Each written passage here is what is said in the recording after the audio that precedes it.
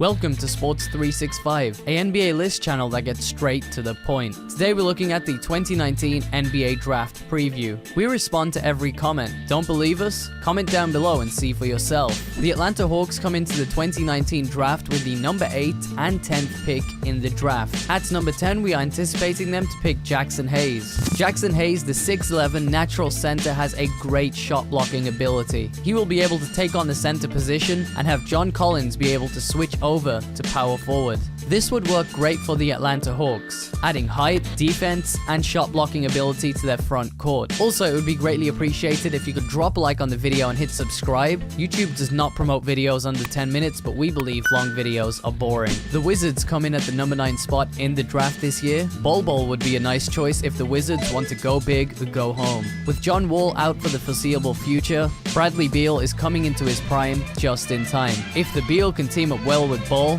they would be excellent to watch.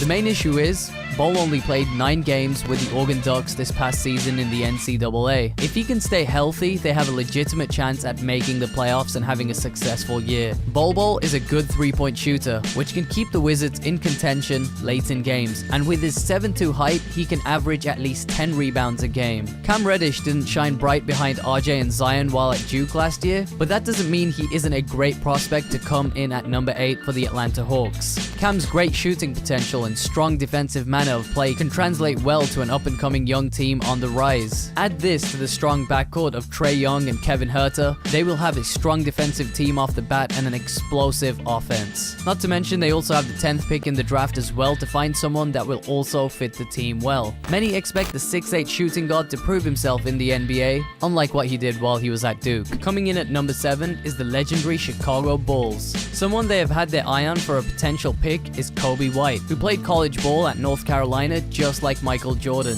The 6'5" point guard averaged 16.1 points per game and 4.1 assists. The majority of his points were scored during fast breaks, and that is what made him catch the attention of NBA scouts. He also had a 35.3 shooting percentage from 3. He would be a great piece to build a team around. Although he still needs to figure out the ins and outs of being a main contributor for an offense, he has a bunch of potential. Darius Garland comes in mind in the eyes of the Suns. Although they have drafted a lot of point guards recently, the one that might actually stick is Darius Garland. Before he was injured while playing at Vanderbilt, he had a 58% shooting percentage from the floor and 47.8 from behind the 3-point line. He also has above average handles and reminds a lot of people of some of the great point guards in the league such as Kyrie and Steph. His great shooting ability could really translate well for the young Suns team and could also help Devin Booker shine more for the team with some spot-on passes from Darius. Jarrett Culver is a great overall player because he is good in pretty much every area.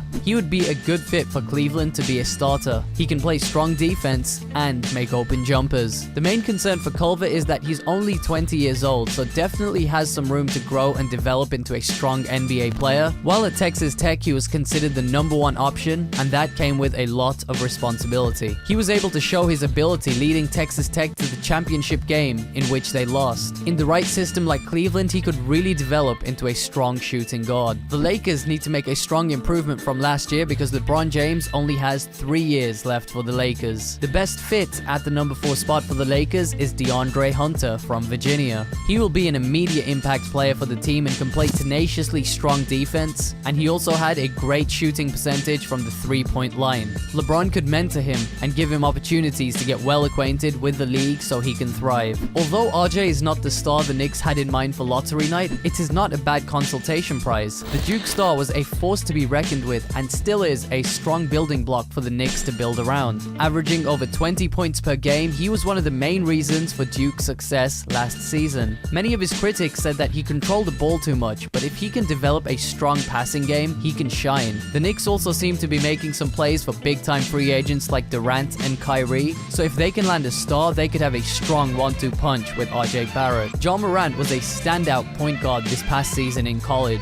Morant is by far the best and most creative point guard in the draft, and many analysts see him like another Russell Westbrook. This is definitely definitely big shoes to fill since he would most likely be drafted by the Grizzlies. He can be the main player to build around for them. He had a 51.9 assist rate per ball touch, and he was also the first NCAA player to average at least 10 assists per game since Nelson Haggerty in 1994. He is a great passer, shooter, and dunker, and his explosive ability is going to be fun to watch in the NBA. Zion Williamson is by far the most highly anticipated prospect since LeBron James back in 2003. His sheer size, strength, and force could really work well for the New Orleans Pelicans, especially if they are able to convince Anthony Davis to stay for one more year. If Davis does stay, they will have the most exciting front court with their talent. After the Pelicans won the draft, their season ticket sales went through the roof overnight. With the number 1 pick, there is really no contention of why Zion deserves it. He is already anticipated to be an all-star and potential rookie of the year. He will be exciting to watch, and he may also end up being in the dunk contest, which would be fun to see because he's been dunking since a sophomore in high school.